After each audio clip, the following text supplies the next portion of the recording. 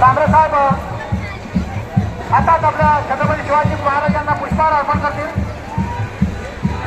छत्रपती शिवाजी महाराज की, छत्रपती शिवाजी महाराज की।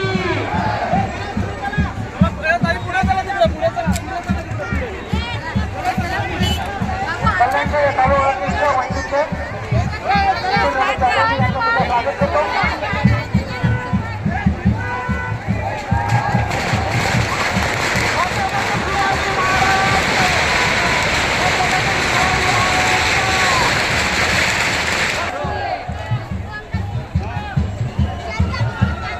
भावी खासदार लोकप्रिय नेते आपल्या सर्वांचे लाडके विकास शेतकरी सामाजिक संस्थेचे संस्थापक अध्यक्ष विजयजी तांबरे साहेब आपल्या समाजसेवेतून राजकारणामध्ये पदार्पण करत आहेत।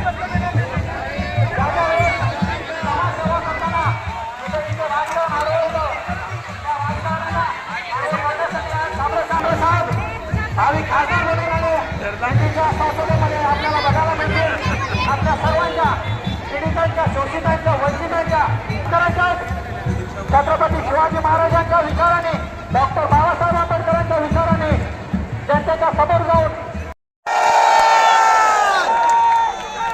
आजची आपली गर्दी ही नक्कीच आपल्या महाराष्ट्र राज्याला, देशाला दखल घेण्यासारखी गर्दी झालेली आहे। या सर्व माझ्या समाज बांधवांना सर्वांचे खूप खूप आभारी आहे की एवढ्या दगदगत्या उन्हामध्ये एवढ्या हजारोच्या संख्येने आपण आला आहात। आता हजारो बांधव मध्ये ट्रॅफिक मध्ये अडकलेले आहेत, या सर्वांचे खूप खूप आभार आहे। वंचित बहुजन आघाडी माननीय प्रकाशजी आंबेडकर साहेब यांनी आपल्याला पाठिंबा दिलेले, त्याचबरोबर जिजाऊचे सर्व सेलचे सर्व पदाधिकारी व समाजातील सर्वच पक्षाचे कार्यकर्ते, नेते, या सर्वांना माझा नमस्कार। ही लढाई एका व्यक्तीविरुद्ध किंवा एका पक्षाविरुद्ध लढाई आहे असं नाहीये।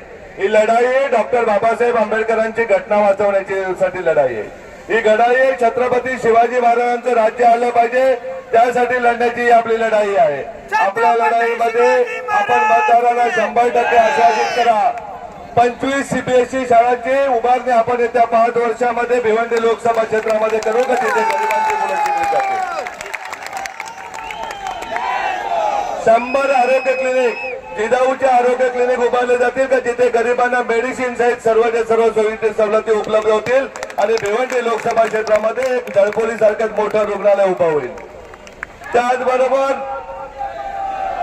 आपल्याला माहिती आहे शिक्षण हे वाघिणीचे दूध आहे, परंतु ते फक्त श्रीमंतांच्या पोरांना मिळून शिक्षण कधी समाज मोठा होणार नाही। त्यासाठी गरिबांच्या पोरांना ते दूध देण्यासाठी 100 ठिकाणी कोचिंग क्लासेसची व्यवस्था करण्यात येईल। चांगल्या प्रकारचे शिक्षक निर्माण करून आपल्याही मुलांना चांगल्या प्रकारे व्यवस्था करता येईल अशा प्रकारची व्यवस्था आपण करूया।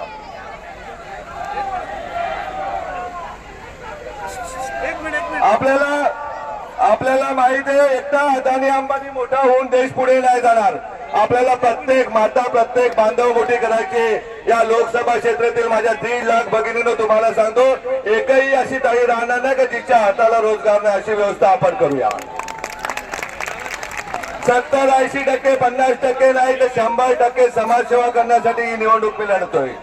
एक आमदार खासदारापेक्षा खूप चांगलं चैनीचं जीवन मी जगू शकत होतो, जगू शकत आहे, परंतु आपण दुःखात असताना मी सुखाचे चैनीचे जीवन जगणं हे कुठेतरी चुकीचे दिसते। त्यामुळे तुमच्या बरोबर मी जोपर्यंत तुम्हाला सुख मिळत नाही तोपर्यंत कुठल्याही आयुष्यानामाचं जीवन जगण्याचा मला अधिकार नाही असं मी स्वतः मानतोय। अनेक बबल्स उठवले जातील, अनेक गप्पा मारल्या जातील का हा फॉर्म काढणारे, तो फॉर्म काढणारे, याच्या दमाला घाबरून ते नाही। एक शेतकऱ्याचा मुलगा आहे मी, ज्याच्या पिढ्या मातीमध्ये गेलेले। आमची बहीण मोनिका तर एक दिवशी इथे बोलली होती, काय करणार आहेत तुम्ही करून आमचा धंदा बंद कराल, अडचणी आणाल, खोट्या केसेस कराल, पण आम्ही परत आता अजय देवगणचा एक पिक्चर होता त्यासारखं सांगतोय का परत जाऊ, परत आम्ही आमची शेती करू, पण आम्ही आमच्या समाजाशी प्रामाणिक राहू एवढं सांगतोय। अनेक लोक सांगतात या पक्षाचा दबाव आला, त्या पक्षाचा। माझी एवढीच विनंती बंधू भगिनी, येणाऱ्या प्रत्येक प्रचार करण्याला विचारा तुमच्या नेत्यांनी काय केलंय। तर माझे मुख्य 2 विरोधक असतील, एक शरद पवारांचे राष्ट्रवादी आणि दुसरा भारतीय जनता पार्टी, तर आज भारतीय जनता पार्टीचे मोठे नेते नागपूरचे देवेंद्रजी फडणवीस त्यांच्या गावचे विद्यार्थी आपल्या शाळेमध्ये जिजाऊचे शिक्षण घेतात आणि शरद पवार साहेबांच्या बारामतीची ही मुली आपल्या जळकोळीच्या शाळेत शिक्षण घेतात. त्यांनी आपल्याकडून आदर्श घेतला पाहिजे, आपण त्यांच्याकडून आदर्श घेण्याची गरज काय. आणि काय केलं या दोन्ही नेत्यांनी भिवंडी लोकसभेसाठी त्याचा उद्या परवा हिशोब त्यांनी दाखवायचा. जाती धर्मामध्ये वाद लावण्याचा प्रयत्न केला. हिंदू मुस्लिम आपण जन्मापासून एकत्र आलेलो आहे, सगळे SC ST आपण एका रथाची चाक आहोत, 4 चाक आहोत. आपल्या वाद लावण्याचा आणि त्यांनी स्वतःच्या मताचा फायदा घेण्याचा काम केला.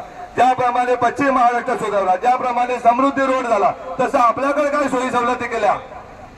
आपल्याकडे आला बुलेट ट्रेन, त्याच्यातून त्यांच्याच लोकांनी पैसे खाल्ले. आपल्याकडून आला बडोदा एक्सप्रेसवे, त्याच्यातून त्यांच्याच लोकांनी पैसे खाल्ले. आपला मूळ शेतकरी शेतकऱ्याचे 40% कमिशन द्यावं लागलं. तुम्हाला नक्कीच सांगतोय 100% समाजसेवा करण्यासाठी मी ही लोकसभा निवडणूक लढतोय आणि माझ्या कुठलाही शेतकरी शेतमजूर कुठल्याही बांधवाच्या अडीअडचणी सोडवणे मला बंधनकारक आहे. भिवंडीकरांसाठी सांगतोय, ज्याप्रमाणे सुरतला टेक्सटाईल पार्कचा दर्जा दिले त्याप्रमाणे भिवंडीलाही आपण दर्जा घेऊ. आजूबाजूला भिवंडी शहराच्या 10 CBSE शाळा करू.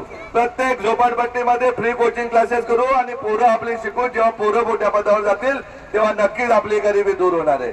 ग्रामीण भागातील लोकांसाठी सांगतोय, शहापूरच्या आज 5-6 धरणाचे कालव्याचे काम आपण ते आपण पूर्ण करू. 35 सेक्शन बाबत उद्या बदलापूर राहू दे, मुरबाड राहू दे, शहापूर राहू दे, भिवंडी राहू दे, वाडा राहू दे, ज्या ज्या शेतकऱ्यांवर अन्याय झाले ते दूर करण्यासाठी मला केंद्र सरकारमध्ये पाठवा. केंद्र सरकारच्या वन हक्क समितीमधून आपण ते सगळे प्रश्न सोडू. आज आपण पाहतोय मुंबईला पाणी देणारा आपला हा भिवंडी लोकसभा क्षेत्र. अनेक गावांना पाणी टंचाई. पहाटे 3-3 वाजता आमच्या मायमाऊलींना पाणी आणायला विहिरीवर जावं लागतं. अगदी विहिरीत पडून अनेक भगिनी दरवर्षी मृत्युमुखी पावतात. हे चित्र आम्हाला बदलायचंय. आपल्याला श्रीमंतांची मुलं जशी इथल्या लोकप्रतिनिधींचे पोरं नातू जशी सिंगाण्याला जातात तशा सिंगाण्या शाळा आपल्याला खेड्यापाड्यात उभ्या करायचे आणि त्याही त्यांना चांगल्या गुणवत्तेचं शिक्षण द्यायचंय. आपल्याला जशी इथल्या श्रीमंतांच्या मुलं इथल्या लोकप्रतिनिधी दाढ दुखायला लागली तरी ठाण्याचं ज्युपिटर गाठतात. आपण ज्युपिटर पेक्षा चांगले हॉस्पिटल इथं निर्माण करू आणि त्या हॉस्पिटल मधून समाजाला 100% सेवा करायला जाऊ. कुठल्या तोंडाने येतात मत मागायला.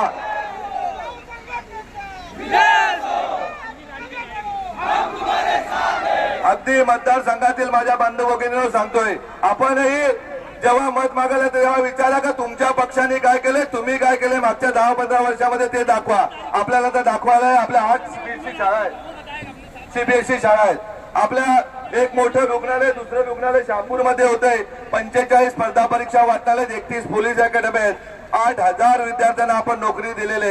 एवढ्याच नाही, जिच्या पोटामध्ये 2.5 महिन्याचा बाळ असताना पती जातो, त्या मोहिनी बारमल लोकांची धुनी मांडी करणाऱ्या मुलीला जिजाऊच्या सानिध्यात आल्यानंतर अभ्यास करण्याचा पैसा दिला जातो आणि ती आज मुंबई अग्निशामक दलावर नोकरीला जाते. स्वप्नील माने नावाचा तरुण, ज्याची आई गेली होती लहानपणी, वडील इंजिनिअरिंगचं शिक्षण घेत असताना केले आणि अगदी जिजाऊकडे आला. जिजाऊकडे आल्यानंतर तोही विद्यार्थ्यांना अभ्यास करण्याची कुवत होती. जिजाऊने त्याला पाठीशी कुटुंबाप्रमाणे साथ दिली. आज एक IPS ऑफिसर म्हणून पश्चिम बंगालला नोकरी करतो. आपण बघायला गेलं तर मुलुंडच्या कचरा ढिगावर काम करणारी दीपाली नावाची तरुणी, तिच्या आईचा नव्हती, बाबा नव्हते. अशा परिस्थितीमध्ये जिजाऊ तिला भेटते. जिजाऊने तिला चांगलं शिक्षण दिलं. आज हॉटेल मॅनेजर करून 5 स्टार हॉटेल नोकरी देते.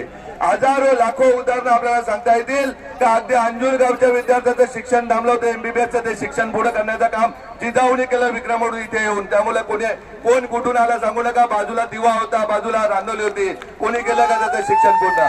बरोडी गावच्या कॅन्सरच्या पेशंटला झडपोलीला येऊन इलाज करायला लागला. तर कुठल्या तोंडाने हे मत मागायला येतात आणि कोण कोणाला देतात.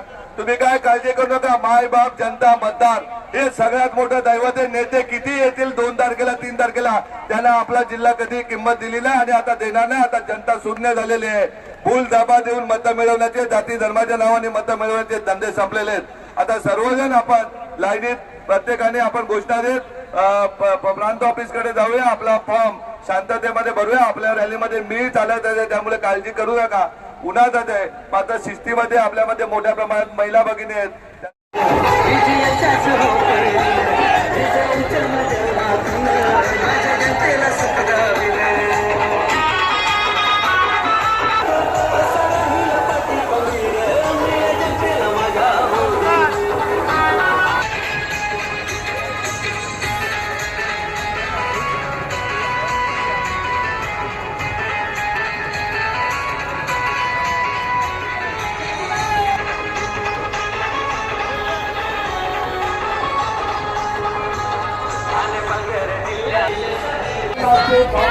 बोलो ना बाकी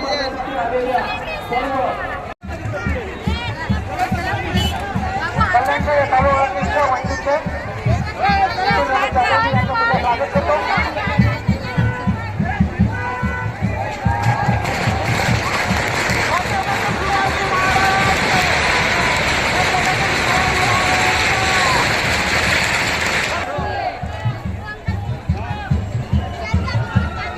भावी खासदार राजकारण आढळलं. भावी खासदार म्हणून आले गांधीच्या संसदेमध्ये आपल्याला बघायला मिळतील.